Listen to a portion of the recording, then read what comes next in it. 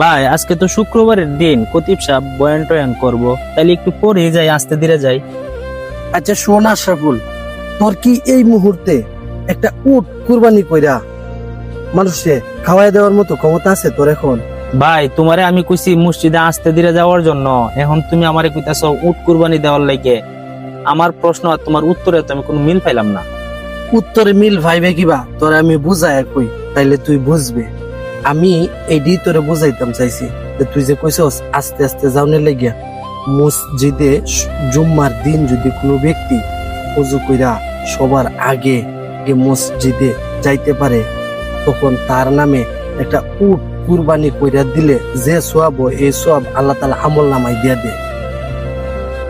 সুবহানাল্লাহ, ভাই তুমি কি সত্যি বলতেছো? হ ভাই, আমি তোরে সত্যি কইতাছি।